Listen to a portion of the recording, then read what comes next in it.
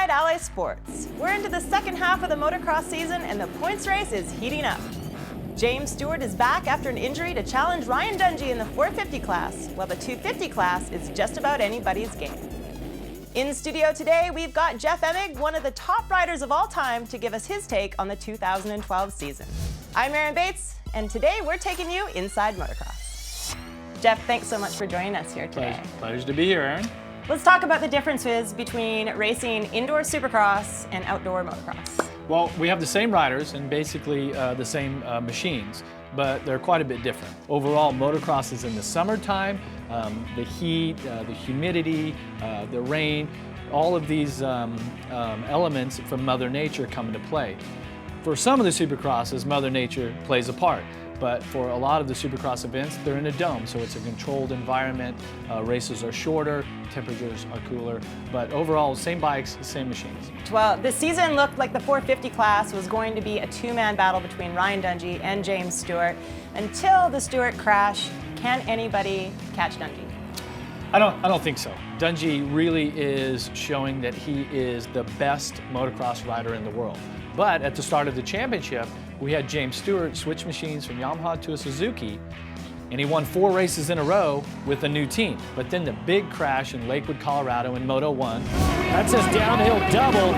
There's a rider down. It's Stewart! It is Stewart who has gone down while leading this race. There was an issue with a person crossing the track in front of him. It distracted him. He goes into a section, crashes, hurts his wrist, cannot get back on the bike. Consequently, he misses some races, loses all of his momentum and all of the confidence that he had.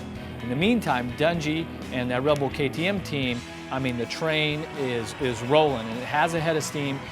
It's going to be tough for anybody in the world to catch Ryan Dungey this summer. Always a little bit of controversy. The injuries are really stacking up already this summer. How disappointing is it not to have Ryan Villopoto there? Well, Ryan Villopoto is the reigning Supercross champion. He is the reigning AMA Motocross champion.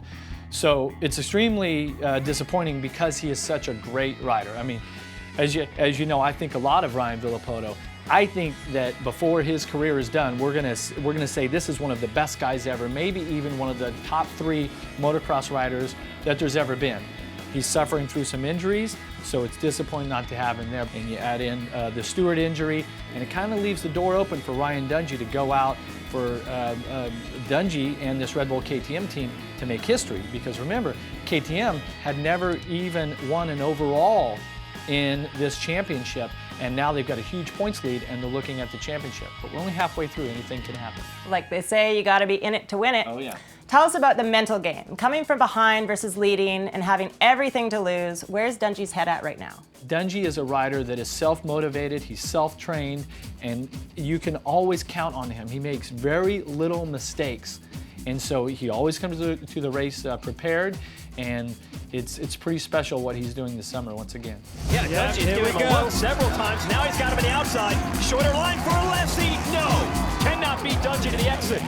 Ryan Dungey has put the Red Bull KTM into the #1 spot. Well, Jeff, Dungey seems to be the guy so far this season, but can anybody else podium?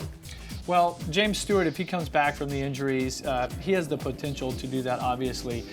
There's been some riders that have really had some outstanding years. They're getting overshadowed by Ryan Dungey a little bit because he's winning all of the motos, and James Stewart won the first 4 motos. But Mike Alessi riding this Moto Concepts bike, it's a privateer team. He's been solid in second. He's really hanging out, waiting for, well, Stewart's made the mistake, and if Dungey has a big mistake and gets hurt, then Mike Alessi could slide into that #1 position possibly. Jake Weimer on the Kawasaki team has been strong. So there's a lot of guys that are out there battling for these podium spots, which represent great points towards the championship, great overall finish in the championship, and also a lot of money up for grab with the bonuses. A stacked group of talent for sure. Now the 250s, they are insane. We are 6 races into the season. Is there a clear favorite at this point? Yeah, this championship does not look at all like the 450s. And 1 week ago, I would have said, you know what, we're 5 races in, and there's probably 4 or 5 riders, where you got Baggett, Barsha, Tomac, Roxon, and maybe even Marvin Musquin that have a shot at this title. And the 6th race 1 week ago at Redbud, for me, was going to be a real pivotal race to see who could really take the heat, who could step up in this month of July and get on a win streak. Blake Baggett proved to me, and I think he proved to everyone that he races against, that he's the guy to beat. Barcia was close, both motos. Baggett showed that he has just a little more speed than Barcia. So right now, Baggett is the favorite. It's a drag race up to the first turn. Barcia guards the inside. Baggett around the outside. Back a little cleaner through that corner. Takes it wide. Look at Rock's on the inside trying to take advantage. So Baggett has gone from third to first. So you've listed off a whole bunch of names there, but who are your personal picks? Well, the 450 class, it's Dungey's championship.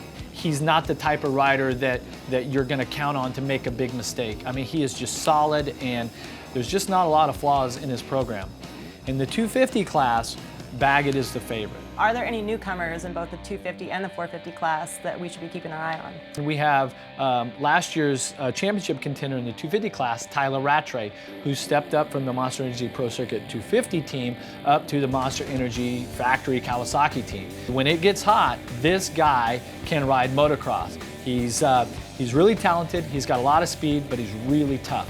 Who knows, he's the type of guy that could, later on in this championship, challenge Dungey even for a moto win. In the 250 class, it's really interesting because Ken Roczen is a former world champion, but he's a rookie to this championship.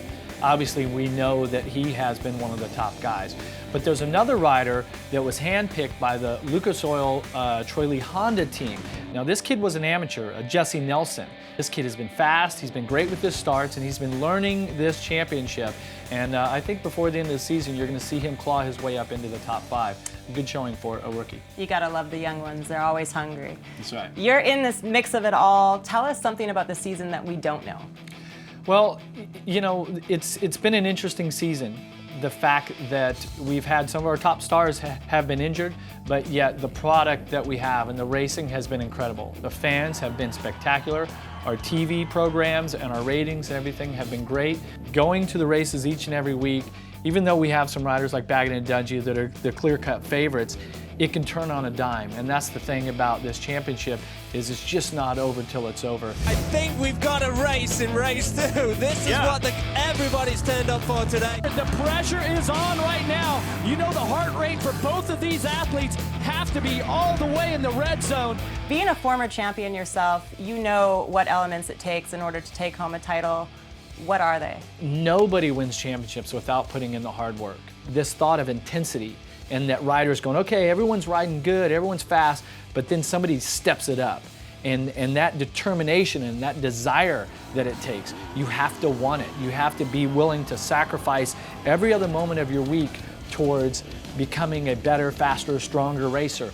And then on the weekends, you have to apply that. And this word intensity has been really popular within the last couple of weeks because we're at that time of the season where everybody's kind of got their bike figured out, they've got their settings, they should have their fitness good.